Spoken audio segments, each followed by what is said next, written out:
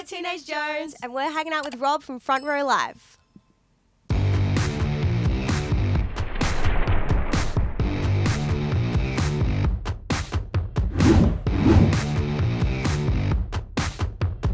What's up, guys? Rob here, Front Row Live Entertainment. I'm hanging out here back at Chain Reaction. These are my old stomping grounds, by the way. And I'm hanging out with Teenage Joans. How's it going? Hello, how you doing? I'm doing great. I'm excited to be talking to you. I'm excited for the world to get to know this band and the music that you guys are creating. But first of all, you know, you're currently on this U.S. tour with No Offense. Like, how has this tour been so far, and what have you guys learned so far on these few dates that you've done so far? It's been sick. It's been so fun. Yeah, we've loved it. I think we've learnt boundaries and personal space. Yes, definitely. Between the two of you? Yeah. We've been living in each other's pockets. So.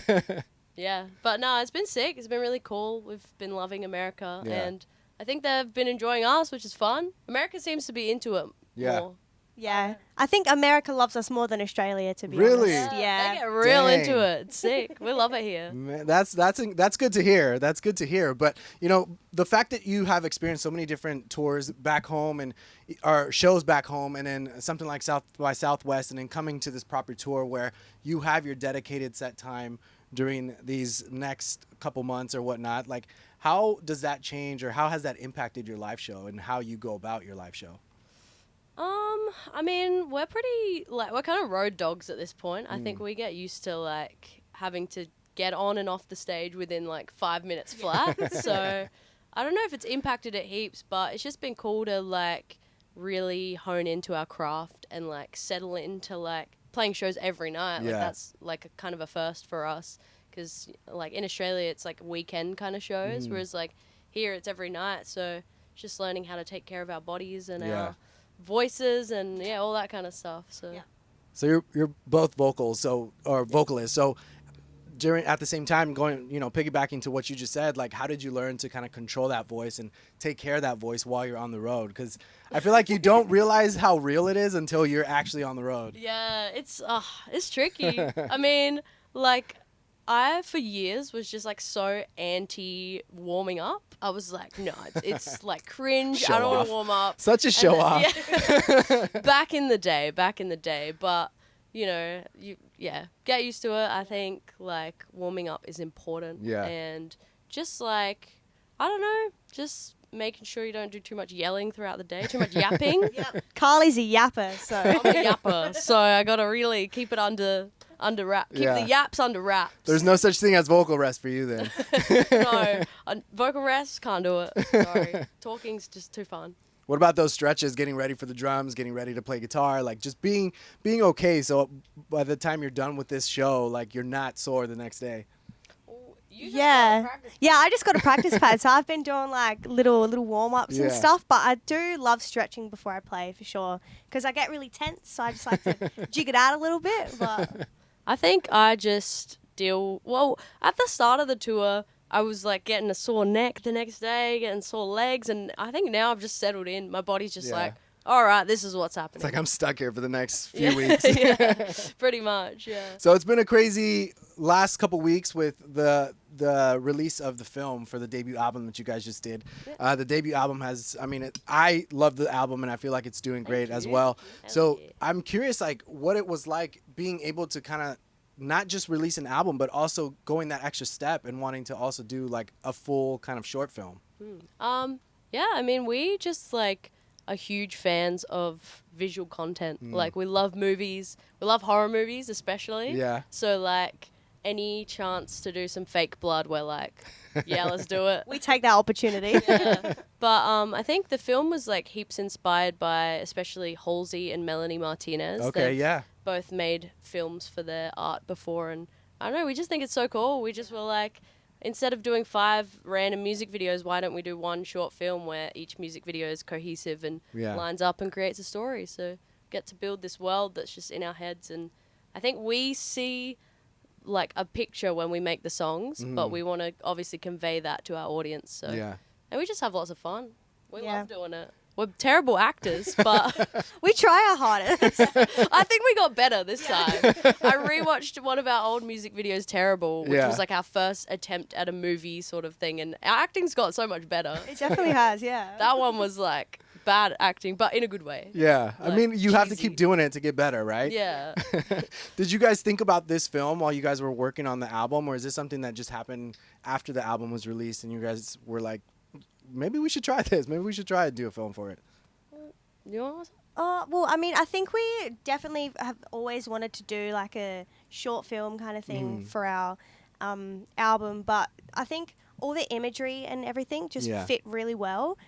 So Yeah, we've always talked about actually doing a full length film, but we didn't have the budget to do that, so we were like, let's dip our toes in and see. But the world kind of just came out. Like, we wrote the album, and just as we were writing the songs, like, the world came out through the lyrics. Like, it's heavily inspired by like Superglue and Candy Apple specifically, like the lyrics in those songs. So I think when we went and sat down and fleshed out the concept, we were just like drawing inspiration from what we'd already done, which made it really easy. Yeah. So was Superglue and Candy Apple like one of the early songs on this album, or were they later, like closer to the release of the album or the finalization of the album, and then that's when you guys started to realize like this whole film world coming to life?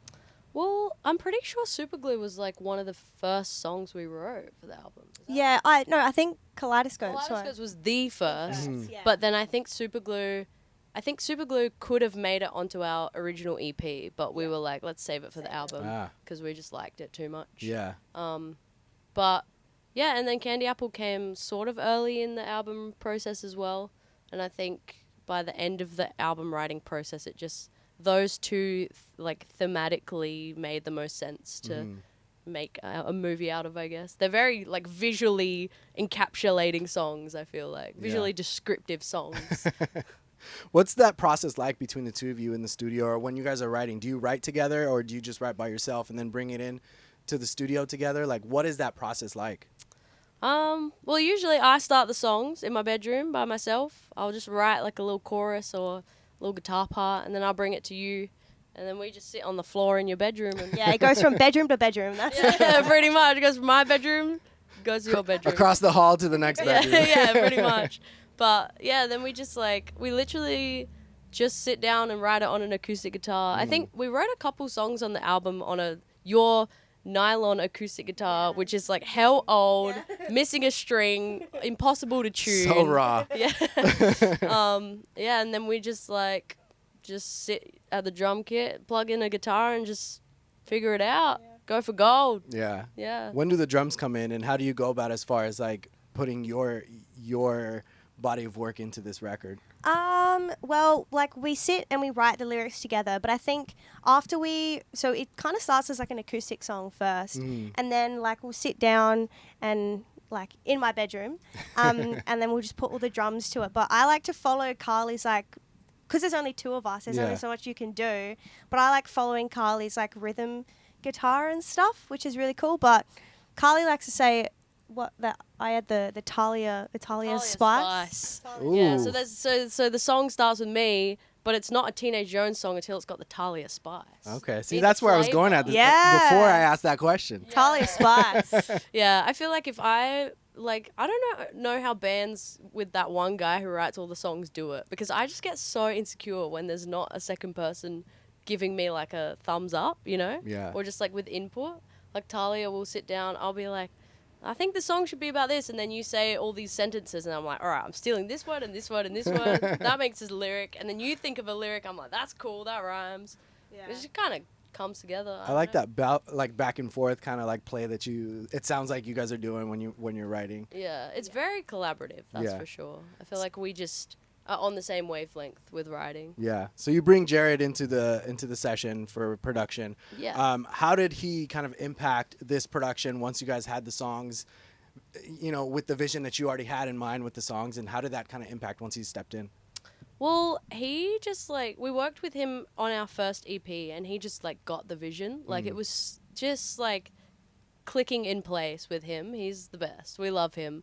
But yeah, he just gets the vibe. I think he pushes us out of our comfort zone, but like doesn't push us too far. Like he knows where that line is, and like he's just makes it a comfortable space. He's definitely like a bit of seems like a harsh critic, but he just knows that like he's just trying to get the best out of you. Yeah. And I think we worked that out pretty early on, that he's not really ever going to give you a compliment, and then when he does give you a compliment, it's like, whoa, I did a great job in that take.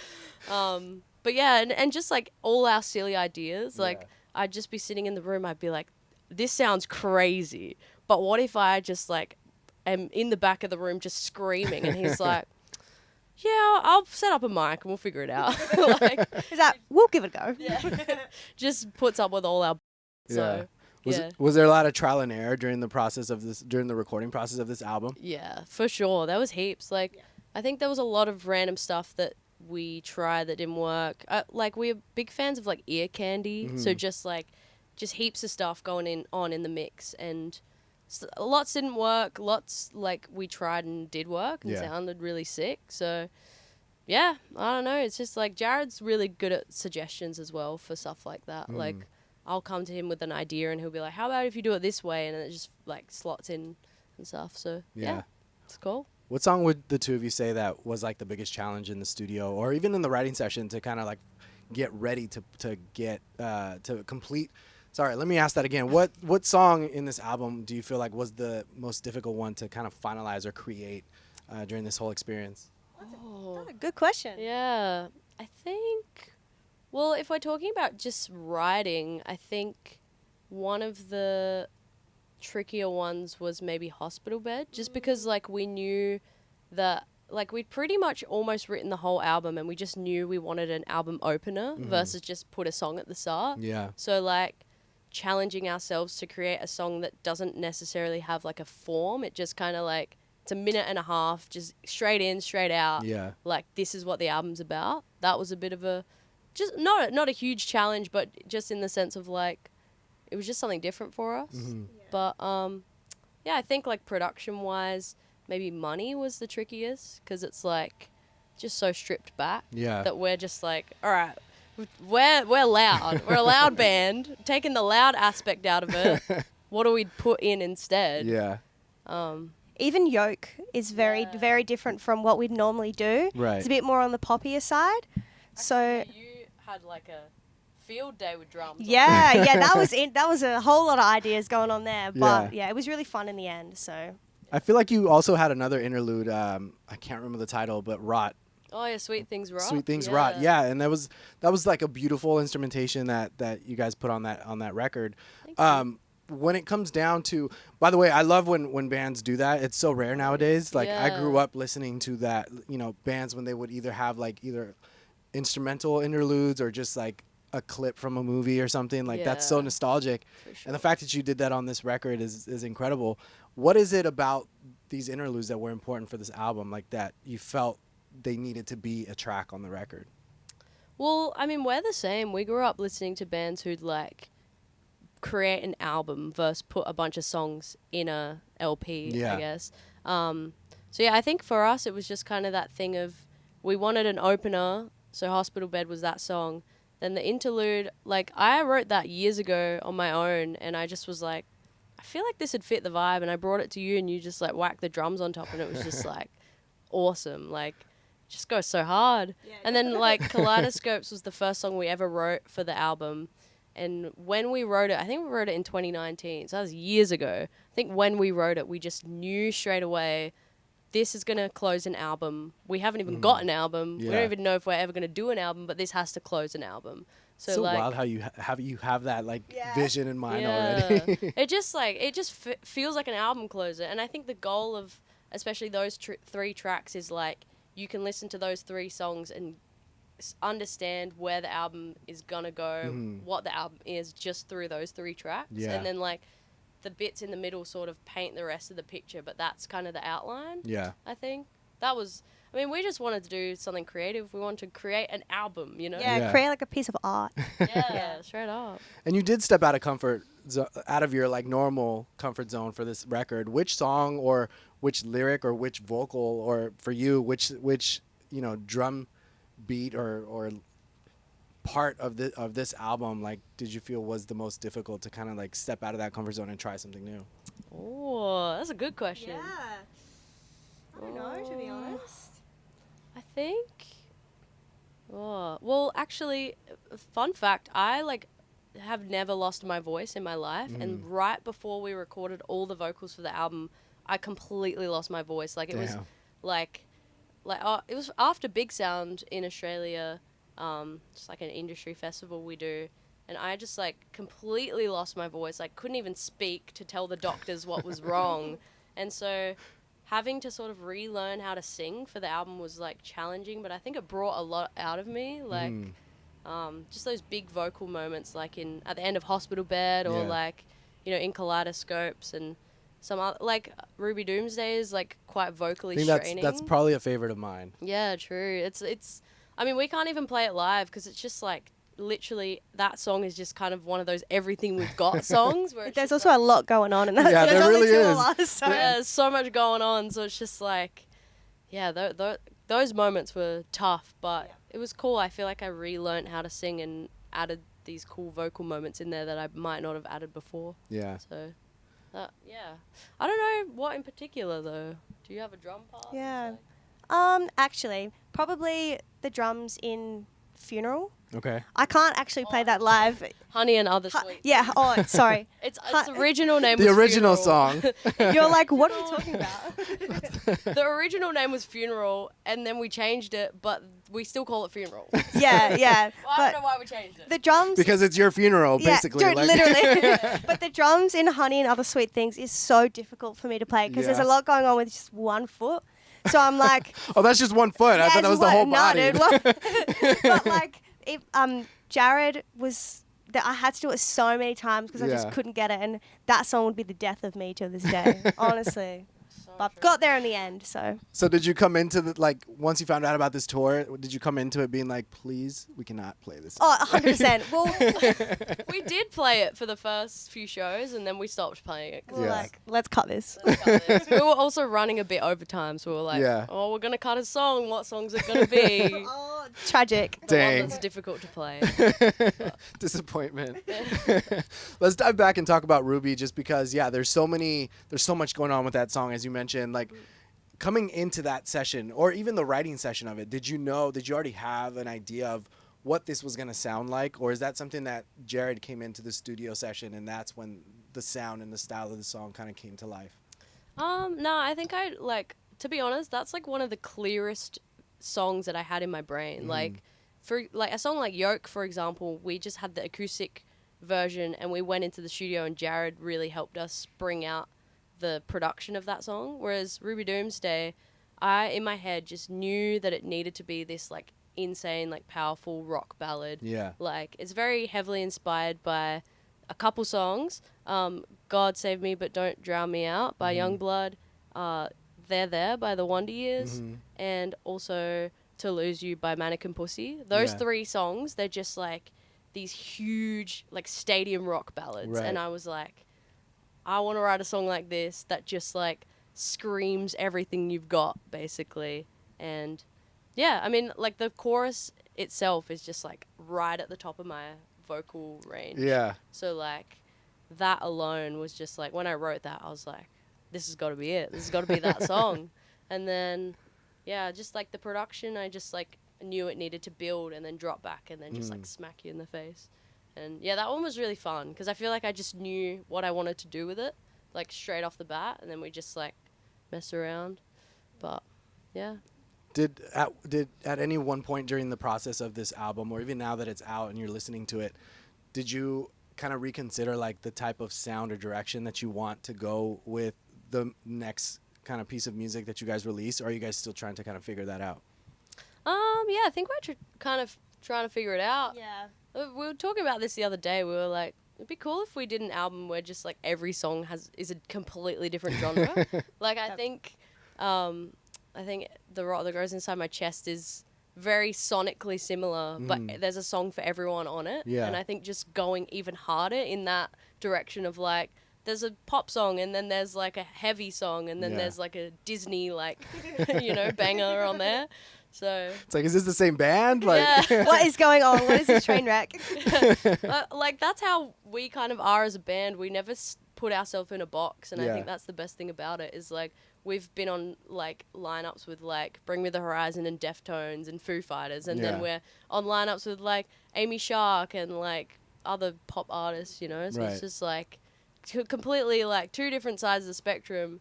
I think just like not putting ourselves in a box is just like the best Yeah. thing we could have done. And it's cool though, because like for me, like growing up, I put myself in a box. My original channel was called Punk Videos Rock, and that's all I focused on. That's all I listened to. And then I created this new one because I wanted to like kind of step out of that. Yeah. And then now I'm like every genre. Like I'll wake up today and listen to pop, and I'll wake up tomorrow and listen to something else. And it's like, I feel like it's also the same for artists. Like when they're, especially for an album, like you want to kind of give the listeners a different taste of what you can do. And it's pretty awesome that you took that chance to do that with this record. Yeah, thank you. I think between us we have very like different ends of like the music taste spectrum. Like Yeah. Kylie loves a lot of pop music and also like punk music, and I love pop punk and like Yeah. hardcore music, and like being able to bring that together and make like one piece of music is just really cool with all of our influences, Right. which is really cool. That's really awesome. Well, congratulations so far with like the release of this album, with this tour that you guys are currently on, and then you just got announced for Sleeping with Sirens for later this year, which is like incredible. I was at one of the like early Sleeping with Sirens acoustic shows here Oh, that's cool. at Chain Reaction, dude. and like you know that band can do no wrong, and I love the fact that you guys are joining on that tour. Yeah. What excites you most about this tour? Oh, dude. getting to see them every night, to be honest. Yeah. Well, like you especially were like a huge, or are a huge Sleeping Yeah. with Sirens Yeah. fan since you were quite young. Yeah, since I was like 15, I was like listening to them at school. I was like a Pierce the Veil girly, but Oh, yes. because you're, Big. you know, when you pick one, you also pick the other. Yeah, that's so it's true. like, you know, we both were just like in that scene when we were younger. So it's like, or like, as in we liked listening to bands in that scene. So Yeah. yeah, it's so cool. It's like a pinch me moment. Yeah, Kind seriously. of like to go back in time and tell 15-year-old me that we're supporting Sleeping with Sirens in America. That's crazy. Wait till 2025, and then maybe you'll go on tour with Pierce. Oh, true. That'd be sick. That'd be so cool. Well, thank you so much for hanging out with me. I'm excited that the world gets to listen to you guys. I'm excited that you guys are currently on this tour. To close us out, during the entire process of this album, what did you learn about yourselves, whether it's individually or as a band as a whole, that you didn't know prior to working on this record? Oh, that's a good question. That was a great question. Hitting us with the hard one. I feel like, I don't know, I think I like that we really took a step outside of our comfort zone for the album. Yeah. I think like songs like Yoke and I guess Candy Apple are a bit more like poppy, and then like there's Tennis Skirt and Honey and Other Sweet Things, like which has those like breakdown moments and stuff. So I think it was cool to sort of delve into heaps of different little paths and see Yeah. what way we could go in the future. I think that was a really fun part of writing. Yeah, definitely. Awesome. Well, thank you so much for hanging. Oh, what about for you? Oh, I was like gonna agree with Carly anyway. I'm stumped, dude. Next time we sit down for an interview, you're gonna answer that Okay, question. yep. So just Yeah, be definitely. prepared. We'll start with that. Yeah. You got like 6 months to think about it. Yes, please. Please. Well, thank you for hanging out with me. You guys be sure to check out Teenage Joans. They're currently on tour right now. They will be on tour with Sleeping with Sirens later this year. Thanks for watching on Front Row Live, and check out their debut album. It's titled The rot that grows inside my chest. Ruby's my favorite song. Check it out. Hell yeah.